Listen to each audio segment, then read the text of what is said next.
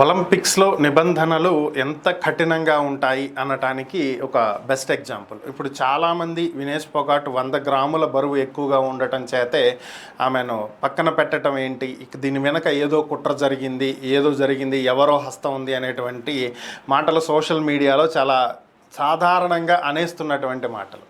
So అయితే ఇక్కడ ఒక విషయం గమనించాల్సింది ఏంటి అంటే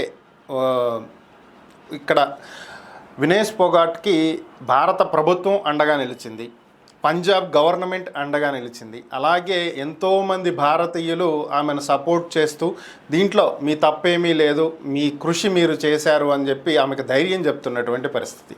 సో ఇవన్నీ పక్కన పెట్టేసేస్తే ఇవి సహజంగా పడబోతున్న వాళ్ళకి ఒక చెయ్యిచ్చి లేపటం జనరల్గా ప్రతి మనిషిలో ఉండేటువంటి ఒక కామన్ పాయింట్. సో దీన్ని పక్కన పెట్టేసేద్దాం.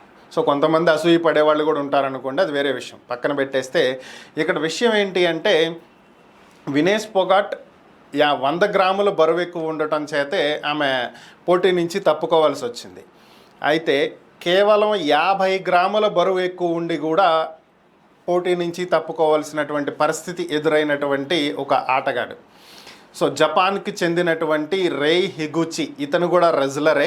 సో అతను ట్విట్టర్ వేదికగా ఒక ట్వీట్ చేయడం జరిగింది. వినేష్ పొగాట్ని ఉద్దేశించి, మీరు ఎంత బాధపడుతున్నారు అనేది నేను అర్థం చేసుకోగలను. మీరు రిటైర్మెంట్ ప్రకటించడం అనేది కరెక్ట్ కాదు. మనకు ఎదురైనటువంటి అనుభవాలతోటే పాఠాలు నేర్చుకుని తర్వాత మనం పైకి లేచి ఇంకా ఎక్కువ రెట్టింపు ఉత్సాహంతో ముందుకు వెళ్ళి విజయం సాధించాలి. మీకు 100 గ్రాముల బరువు ఎక్కువ ఉందని చెప్పి మిమ్మల్ని డిస్క్వాలిఫై చేశారు. నాకైతే కేవలం 50 గ్రాముల బరువు ఎక్కువ ఉన్నానని నన్ను డిస్క్వాలిఫై చేయటం జరిగింది. సో కాబట్టి ఇలాంటివి జరుగుతూ ఉంటాయి, వీటిని అనుభవాలుగా మార్చుకుని ముందుకు వెళ్ళాలి అని చెప్పి అతను ఒక ట్వీట్ పెట్టాడు.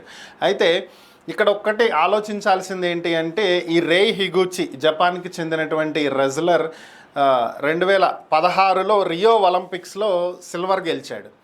అయితే 2020లో టోక్యోలో జరిగినాయి ఒలింపిక్స్, అంటే జపాన్లోనే, తన సొంత దేశంలోనే.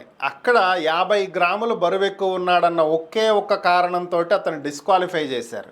మరి అది సొంత దేశమే కదా, ఏదో ఒకటి చేసి మేనేజ్ చేసి అతన్ని పార్టిసిపేట్ చేయించవచ్చు కదా. బట్ అలా చేయలేదు కదా. ఇక్కడ వెనక ఏదో జరుగుతుంది, ఎవరో హస్తం ఉంది, ఏదో చేస్తున్నారనే మాటలు కేవలం ఒక ఆరోపణలు మాత్రమే.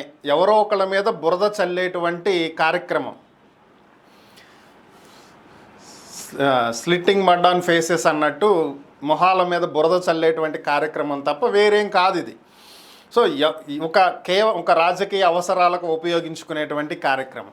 తన సొంత దేశంలో టోక్యోలో జరిగినటువంటి ఒలింపిక్స్లో 2020లో అతను 50 గ్రాములు బరువు ఎక్కువ ఉన్నాడని చెప్పి డిస్క్వాలిఫై చేశారు.